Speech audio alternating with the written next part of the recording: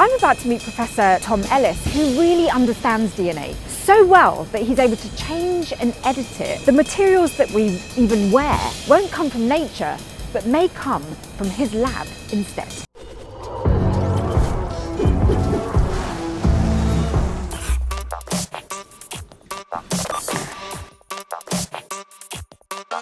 Sure.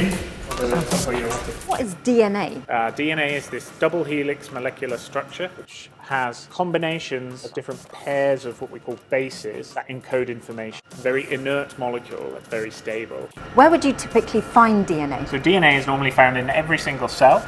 If it's in a bacteria, it's just in the middle of the cell. And if it's in our own cells, it's surrounded by something called a nucleus. But every single living cell on the planet has DNA. So in every single living cell, there's an instruction telling the cell what to do. Yep, that's right. Everything is required for the cell to make to get it to function and divide. In the book, you are labelled as Professor of Synthetic Genome Engineering. Yeah. What's a genome?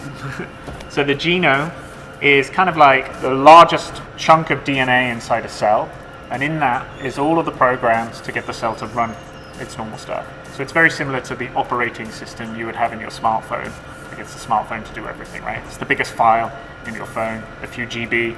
Similarly, in most organisms, you're talking a few million or even billion bases of DNA. Encode all that information to get the organism just to do its normal everyday tasks. So what is synthetic biology? Kind of like computer reprogramming, but instead of writing code, getting it to run in a computer, we're writing DNA code, putting it into cells that normally run their own DNA and getting those cells to do something new and different. So why is your interest in DNA changing the way we grow and develop materials? If you think about materials you build with, stuff you wear, right?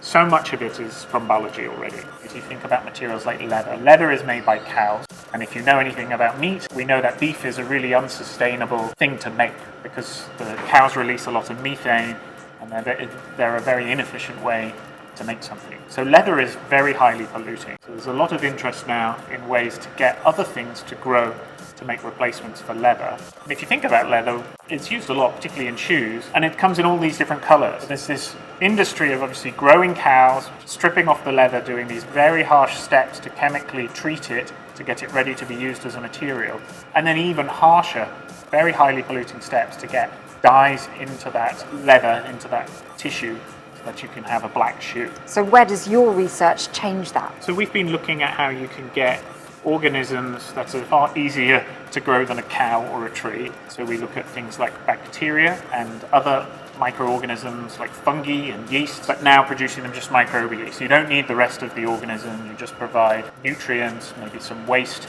that they can grow on, and instead they can produce layers of material. And in particular, we're very interested in if you can do that with organisms that grow on things like waste and produce then a vegan alternative to leather, and you also get them those microbes in that mix to produce pigments at the same time in a way which you can control and you can choose so that as you grow the material, you get a pigmented material. So let's go small. Yeah.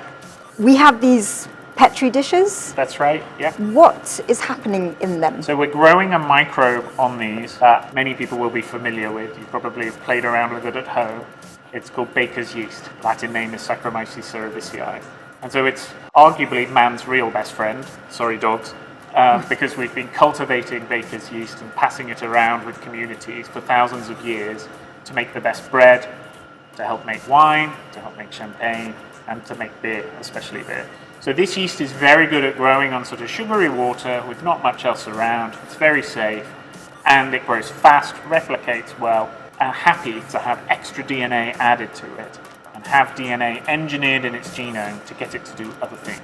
So it's become probably the number one organism in biotechnology. You can see different shades, with normal coloured yeast being that white one. You can really smell the yeast. It smells a bit like beer. Yeah, that's right. And then you can see different designs that they put in have produced a very sort of orangey colour, and others have produced a sort of weaker yellow colour. Yeah.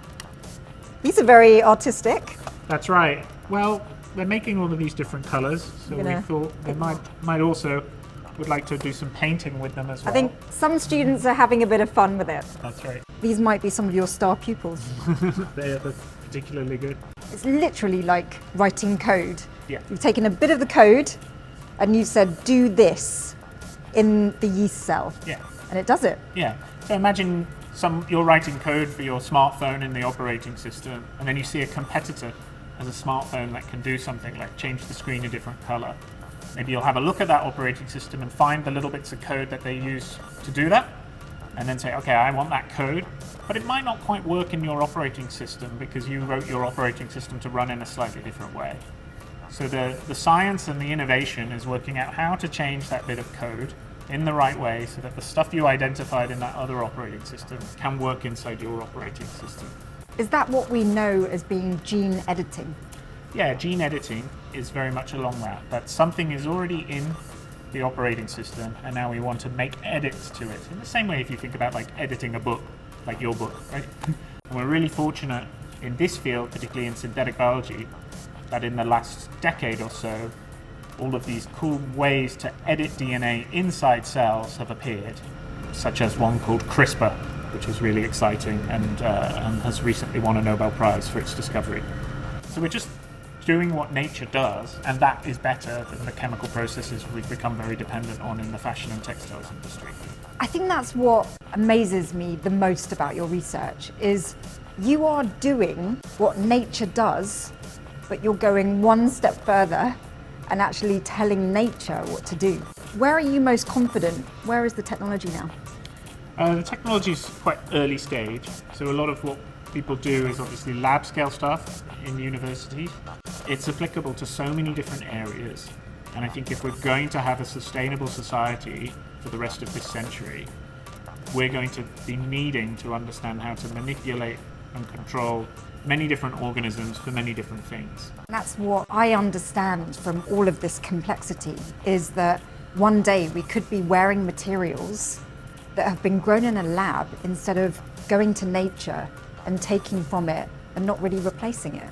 One day we'll be able to create materials in a lab through our knowledge of editing and controlling and manipulating what cells do. And it's all thanks to knowledge of DNA sequencing.